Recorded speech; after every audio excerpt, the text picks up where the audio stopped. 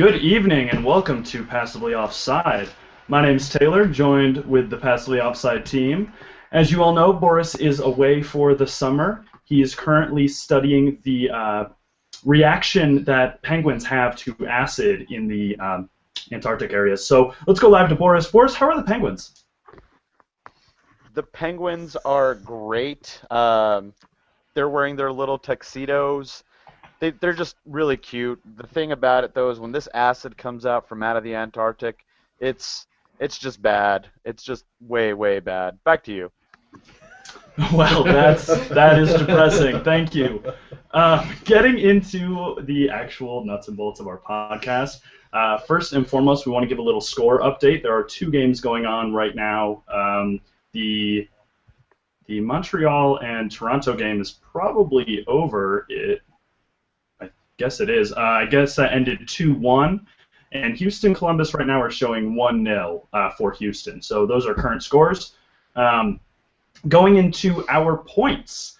As you all know, we do predictions every week, and our point standings right now, I am at 14 out of 46. Boris is at 17 out of 46. Brandon is 21 out of 43. Nephi is 12 out of 35, and Splenda's coming up the rear at 8 out of 36. Boris, go ahead and give us some info on our goal, save, and player of the weeks. Well, this week ended up being actually probably one of the most heated debates on when it comes to goal of the week.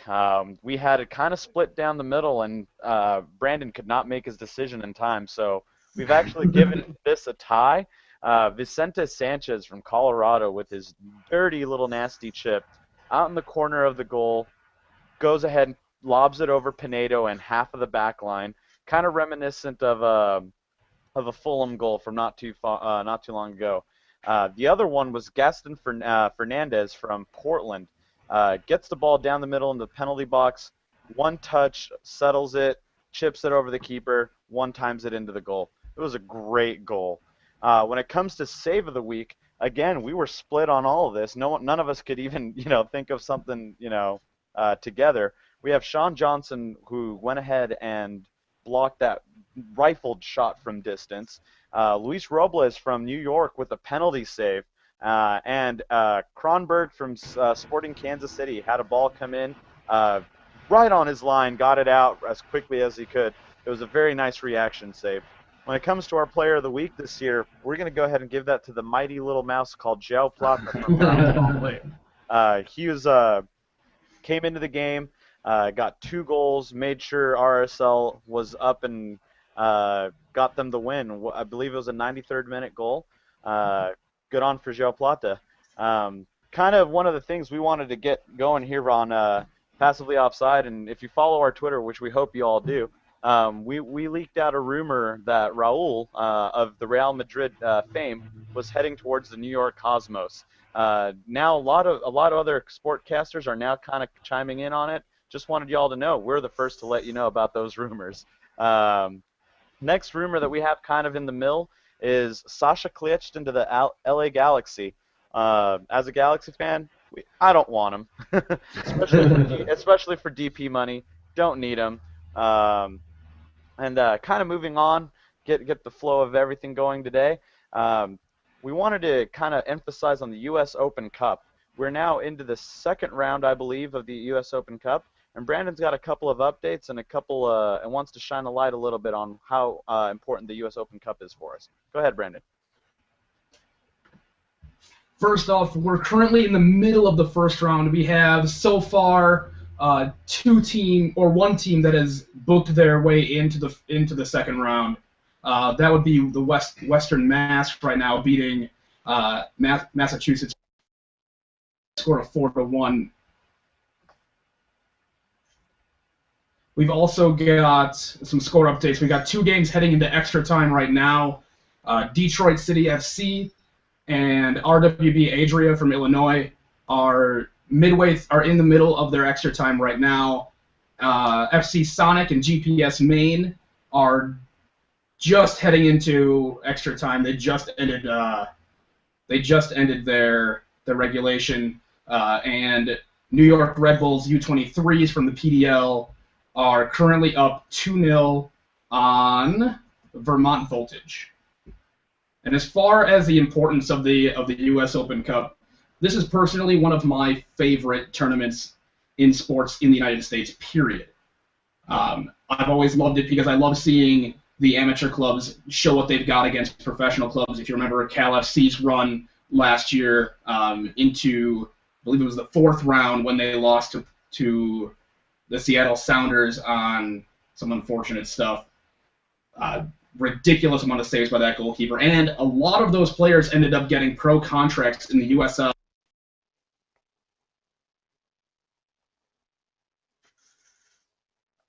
That, I always look at this club as a showcase for those amateur clubs and those amateur players, specifically because, as I said before, they get to showcase what they can do against teams like the MLS heavy hitters like New York Red Bulls, Sporting KC, RSL, all the bigger teams with big names. This has been a great showcase for all kinds of amateur level players, and it's already kickstarted a lot of careers and restarted some that a lot of people really thought were probably over. Add to that the obvious of the winner getting CONCACAF Champions League berth, and then the prize money for the amateur team that gets the furthest in the tournament. Boris, if you can confirm, but I believe it's $10,000 for the team that gets furthest. Don't have that information on me, but it sounds like the reasonable prize amount. One of the things that's new this year that comes with the U.S. Open Cup is a lot of the MLS teams that have affiliations with pro clubs like in the USL. We had a good article come out saying, let's just use the LA Galaxy, for example, LA Galaxy and LA Galaxy 2. Those two clubs cannot meet unless it is in the final. Reason being is the U.S. Soccer wants to make sure that all the teams are in the up and up. So most of the clubs that have affiliations already with the USL or PDL or NASL, those teams cannot meet in their specific bracket till the actual final. Just kind of really cool that they're doing that, making sure that there's no free wins given here and there for parent clubs, and also. Those players, if they play around in the U.S. Open Cup, are considered cup-tied, so they cannot be called back into their parent club. Now, go ahead and send us over to Taylor. Cool. Thank you, Boris. I like talking on a little bit about the Open Cup as it progresses, so nice to add that in. We're going to jump into MLS now, our normal kind of talking points here. Last week, guys, we discussed an issue with Real Salt Lake. Our home club, the one we go to all the home games for, it's first and foremost for us because it's easy to get to. We talked about how they were having some serious issues at the end of games. You guys saw, 2 goals very late last home game 2 weeks ago. And before that, just kept giving up goals to basically come in and just get ties. This past week, down 2-0 against Chicago, which we were very surprised of.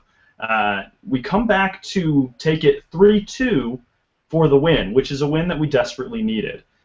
What I kind of want to hear from you guys is, do you think this win was more of a halftime talk from Coach Cassar or the aggressive subs he made in the second half? We had Velasquez for Mulholland, we had Mansally for Wingard, and brought Garcia in for Nat Borchers, which was definitely an interesting choice. I want to start with you, Nephi. Give me a little info. What do you think about this? Actually, my thought on the first half, Chicago was lucky we didn't score. Sean Johnson made some amazing saves. I think you saw towards the end of the first half, RSL was definitely coming back. I think then the coach came into halftime and said, guys, we're unlucky to get 1 goal in. We're going to come out in the second half, keep the high pressure up, play the aggressive attacking style, and then all props to Cassar. When it came down to it, he made aggressive subs, and it paid off. I like seeing coaches taking that risk, and the reward was amazing. I definitely agree with that, and especially the talk about Sean Johnson. We have him as one of our ties for Sick of the Week. you guys remember that bullet. I think it was from Plata. It's from João Plata. It just came out of freaking nowhere. Blocked. Great shot. Splenda, I want your thoughts on this too. How do you feel about those substitutions in the second half? I definitely think it was a little bit of both between Jeff Cassar and the guys banding together and saying, Chicago's a winless team. Do we really want our first loss of the season to come from a winless team? I think that would definitely kind of lose some points in the power rankings here. And definitely the Olmez Garcia change for Nat Borchers. That was a very aggressive sub. Defensive half of the field. And you throw in somebody with some definite scoring potential between João Plata, Alvaro Saborio. They're taking shots all game. They finally found the back of the net. I think this is definitely the kind of stuff that we like to see as RSL fans going forward. Cool. There's one more thing I want to touch on with that game, mostly because I watched instant replay from MLSsoccer.com, and I really, really didn't like the kind of – I know you're laughing because I'm going to give it to you because I know you want to say something, because Brendan and I had this conversation before the podcast. We all actually kind of had this conversation. There was a tackle on a breakaway for Chicago. It was Garcia came back. Who came back and did that tackle? You looked that up. No, it was. Anyway, yeah. While we think of it and all that, we'll get that name. But there was you saw it on it if you watched instant replay. Runs all the way back, slides behind but around the Chicago player, gets the ball, and the Chicago player runs into his legs. That happens. That's not a foul to me. That's not a card. That's not a penalty. That's not anything.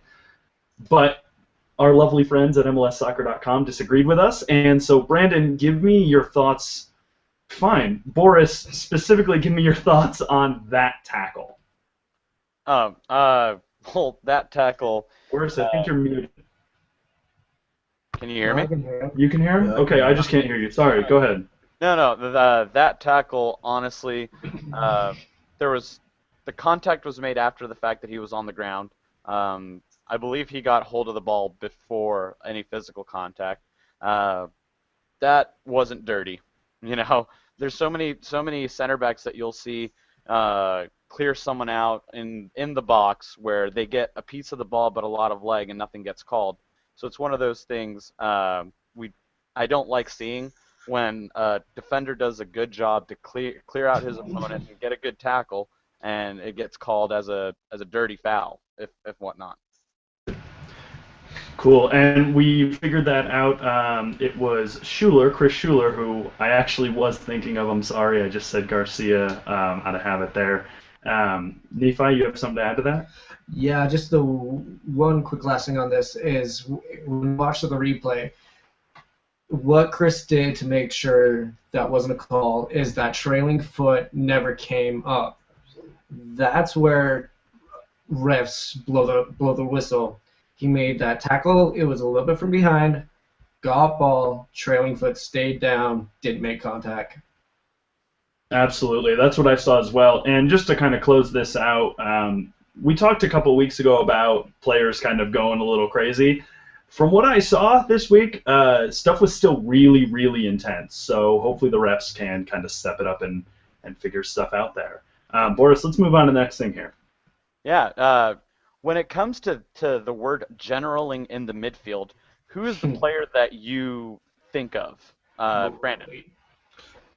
Very clearly Michael Bradley as far as people in MLS. But okay. After this most recent game, Lee Win is an eye-opener. Yeah, that's exactly what I kind of wanted to bring up.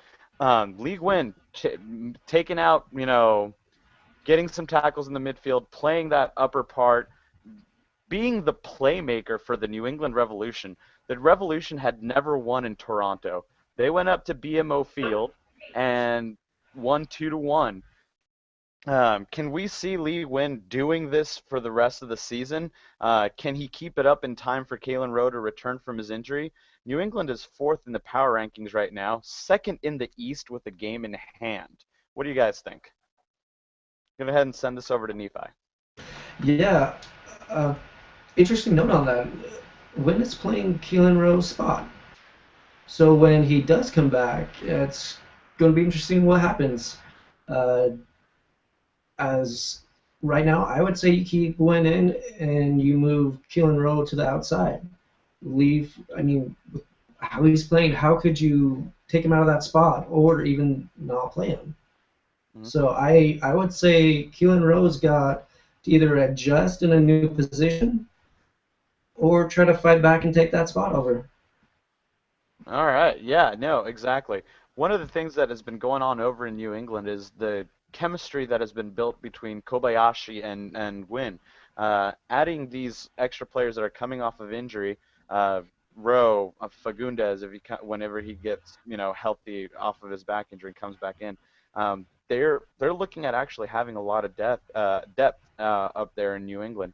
Brandon, how long do you see them keeping this up? Is this, the New England of last year that eked into fifth place and won a couple games, or is this the New England that could probably stay steady in second or third in the Eastern Conference this year? Well, I certainly think the New England is playing inspired. However, I gotta say, I don't know how long they can keep this up without their forwards firing on all cylinders as well. You can't do this with just a midfield alone, at least not consistently. Lee Wynn is going to be a massive major cog in the machine that is New England.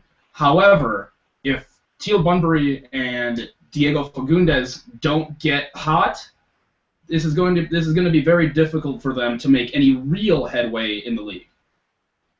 Last thing I just wanted to mention on this topic is a shout out to Patrick Mullins, rookie with a left-footed bomb. He just put that ball past one of the best keepers in the world, and a keeper that's already been called up into the Brazil national team and has already been said to be that he will be one of the captains in the World Cup this year. So good on you, Patrick Mullins. That was a very good left-footed laser. Go ahead and Taylor, take us to our next topic. Cool. We're going to talk about the Sounders now because we all love the Sounders, and yeah, that's what we're going to do. So, Sounders, they're kind of killing it. They're seemingly unstoppable. So, are we seeing right now a Sounders team that's going to win the Cup? Are they going to go all the way and take the Cup this year? They play Dallas and New England this week and sit atop the power rankings and the Western Conference and the entire MLS. Yes. They sit on top of everything. So, Splenda, you've been watching all the games and everything. You've seen how awesome they're playing. Seattle. I definitely think they're a cup contender. Excuse me. Sorry. With Deuce and Obafemi Martins in the front line, you can't really stop them. I think they're definitely going to have to beef up a back line to be able to fend off a definite cup contender in an Eastern Conference team. New England will be a good test this week. If Dallas can stay out of the book, then it should be a good game. But Obafemi Martins and Deuce face 1-2. You gotta come up with something strong for those guys. Absolutely. That's kind of the exact same way I feel. Nephi, how do you feel about, well, we know how you feel about Seattle. Tell me how you feel about Seattle. Okay, we know how I feel about Clint Dempsey. Let's be honest there. No, Seattle right now is just on fire. Their team's on all cylinders. The thing you have to do to beat Seattle is you have to keep the ball away from Seattle. That's how you're going to beat them. You want to try to do a counterattack? Not going to happen. They're too fast for you. You're going to bunker? They'll drive it down your middle, and you're not going to stop it. Your only way to do it is to keep the ball away. And we've seen it. Seattle's defense isn't that good. They leak goals. So you keep the ball away, and you take it to them, and you can probably squeak out a win. But is there a team that can do that right now? Maybe RSL. Maybe. Sounds like a big maybe there. That'll be a fun game to see. Brandon, give me just a little more info. Let's close out Seattle here.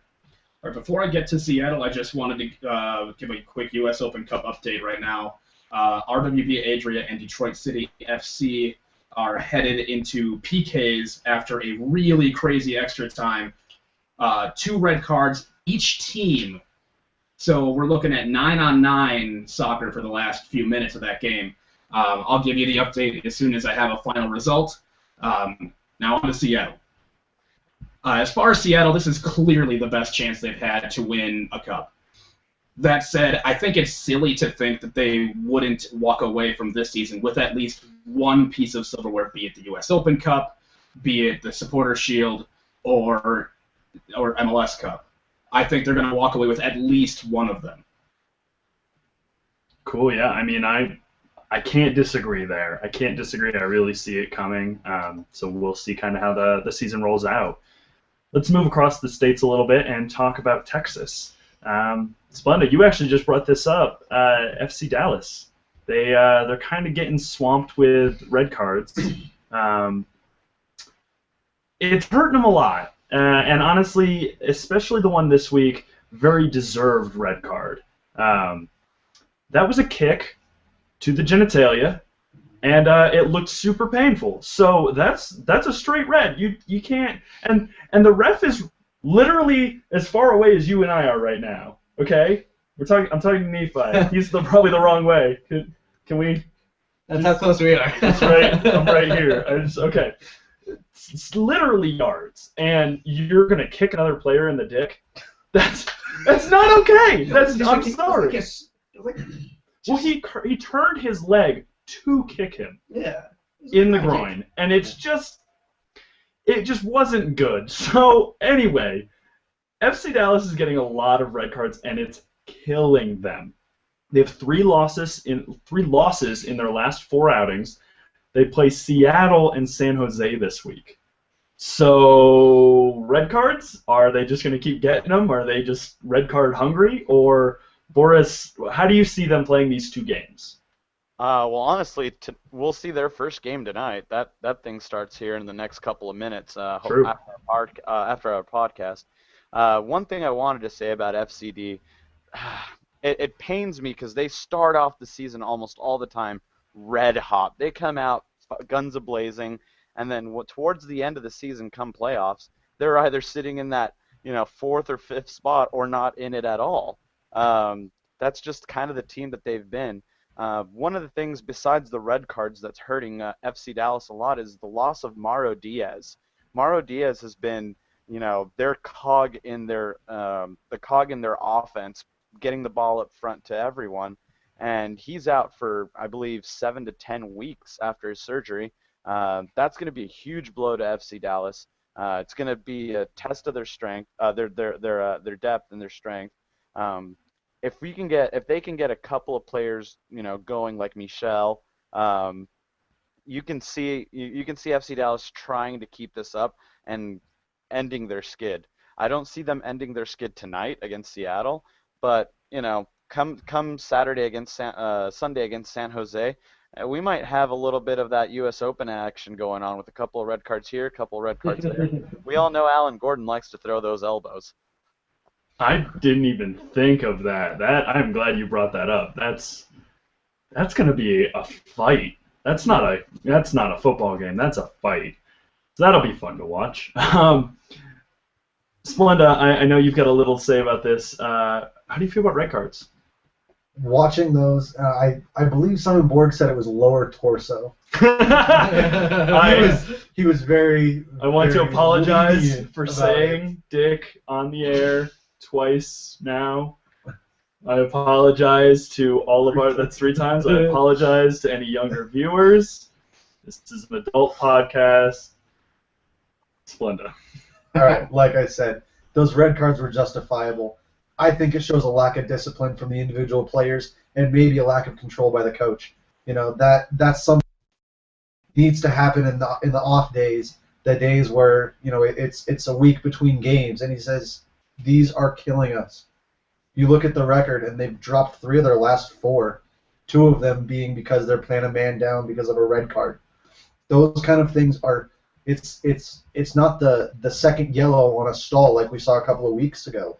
These are uncontrolled, dangerous fouls that are happening. These kind of things, they need to be eliminated from their game if they want to have any hope of finishing towards the top of the table this year. It's not going to happen if they keep playing this reckless kind of football. Absolutely. And Nephi, you just posted in our little group chat here talking about fines. I was actually going to throw this over to you. Talk to me a little bit about that. Tell me your opinion about, when does the club take action against stuff like this? When does the disciplinary committee step in? Well, yeah, that's what I was just. I don't think I've ever remembered a team getting this many red cards in a row. At some point, I would hope MLS steps in, or the committee that handles this, and is, okay, you guys get another red card, we will fine you. Like, it's unacceptable soccer.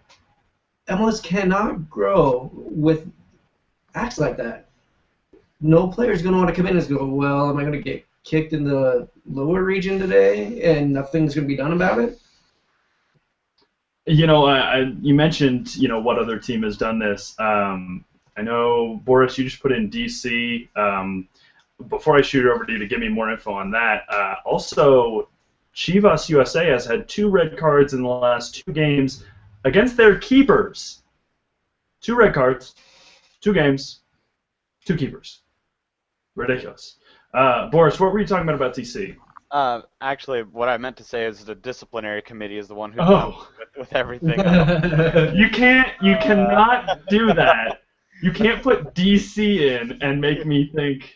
No, it's okay. It's completely fine. What I wanted to kind of mention on this whole FC Dallas red cards issue, I mean, you gotta play the sport like you want played against you. I mean, a couple weeks ago with Zach Lloyd, those 2 tackles. Granted, the first one, he came in pretty recklessly. He knew it was a yellow card. The second tackle he made, he probably thought he had control of his body. His second leg came around, swept the guy, a deserved yellow, and he immediately tucked his face into his hands, knowing that he just gave up such a good opportunity for his team. So the players are feeling it. They do know what's going on. Cool. Real quick, Brandon, you posted it in. Go ahead and give us an update on the Open Cup there. I just wanted to point out that RWB Adria from Chicago has defeated Detroit City FC 3-1 in PKs in what turned out to be a pretty insane match. Really wish this would have been the U.S. Soccer Stream of the Week. Wow. Yeah, that sounds really intense. So they're out now. Yeah, unfortunately. I was hoping to watch them and their crazy crowd atmosphere. I really wanted to see their fans, and I didn't even get a chance now. Now I have only pictures to rely on. Sorry, man. Moving on from that, Boris, take us to the next topic. Alrighty then. Cascadia. More than just Cascadia. Portland. And breathe out. How does it feel? The monkey's off of your chest. You had a nervy start against DC United. You had Gaston Fernandez in the 30 seconds in score an amazing goal for you. And then you let DC United come back, towards the end. Now, granted, Davy Arnaud's goal, I mean, come on, he hit that from 45 yards out. Took a good deflection, but, Donovan Ricketts had no chance at getting to that. 2-2 going into the 80th. What's going on, Portland? I mean, yeah, you brought it back out. You got the win. You're heading into this week, game at home against Los Angeles. Now, Los Angeles is kind of struggling to find form. Maybe it's all the bye weeks finally catching up to Bruce Arena and the team. Is this going to be the second win in the books for Portland? What do you think here, Nephi? I have it with Portland winning. Just LA's game against Colorado last week and Portland's first win. I'm hoping this gives Portland the confidence to keep going and playing better. That's my take on it. Taylor, Portland versus Los Angeles. ESPN game. Normally it's the one they pick up because it's one of the bigger ones. What do you expect to see from maybe the last game that Omar Gonzalez, Landon Donovan are on the team before World Cup duty? First off, I just want to say I really think Portland, Honestly, I think that should have ended in a tie. They went very, very late and got that late goal. So, first off, congrats. But second, if you keep doing that, you're not going to win. That's just how it is. You can't just keep scoring late goals. Going into LA. Well, actually, LA going into Portland. I have this as an LA win, but I am wrestling with myself about whether or not I want to change that to maybe a tie. I don't think Portland is going to win over LA, and I think LA coming off kind of a rough couple of weeks, with another bye week and a loss last week. I think LA is going to come in hungry, especially with losing some of your players. They're going to want to take that win to the bank. And if Portland can't score earlier goals, they can't win games. Especially with a team like LA who can capitalize so quickly. I don't think this is going to be Portland's second win of the year. Right now I'm sticking with my LA prediction. I may change that to a tie. I'm going to think about it, but at the very least, I don't think Portland's going to get their second. Good. I don't think they're going to get their second either. I'm pulling through for an LA win, but I pull for that every week. The LA fan wants LA to win. Oh, what a surprise! Brandon, your quick take on it. Well, despite the fact that LA has been struggling a bit lately, I still think the star power for LA gets them through this one. I think they win a pretty close game. I think Portland comes out and plays with a lot more confidence than we're used to them seeing lately. Think back to when they played Seattle last in that 4-4 barn burner. I'm thinking we see something similar, maybe not quite as high scoring, but very aggressive play. Alrighty then. Taylor, go ahead and take us. Cool. Well, it's that time of the show. We are going to talk about our predictions for this week. Splenda, you posted all of the predictions in a really, really pretty graphic. Did you post that on just our Facebook? That's just on the Facebook page right now. We can get it tweeted out. We can get it on the blog spot, whatever we need to. If you haven't, it looks like we've got a bunch of people who like Fastly Offside page. If you haven't been on it, go see it on Facebook. But I'm not seeing it on here, Splenda. Oh, there it is. Mm-hmm. It's just, oh, nice. See, it's gorgeous. That looks really, really good. So go check out Splenda's work. Give him a round of applause, everybody. That's a really, really good job. He's such a big boy. He's such a big boy, isn't he? Anyway, predictions for this week. I have Philadelphia and DC. For Philly and DC, I am giving that one to DC. I just feel like DC's been playing really well, and I think they're going to take it. I don't really have much else about that. I just think that's going to happen. Moving on to Montreal and Sporting Kansas City, I just want to start by saying all of us feel the exact same way about this one. So with this, I am giving it to Sporting Kansas City. I think Sporting has been kind of hurt recently, but especially against Montreal, if they didn't win, I would honestly be shocked. Boris, you've got a couple for me. Yeah, sorry about the connection issues there. I went from being in to being completely gone. What just happened? Are you still there? Yeah, I'm still here. Can you hear me? Yeah. Yeah. Construction has awful internet. That was weird. I hope that's on the screen. Penguins. You just go. Okay, go ahead. It's dial up there. No, what happened there is the Penguins sometimes they like to chew on these Ethernet cables, and whenever they do that, we lose internet out here in Argentina. So we went ahead and just got another one. We're back up and running. When it comes to the predictions for me this week, I've got New York versus Chicago. Chicago, you're trying for a draw again, more than likely.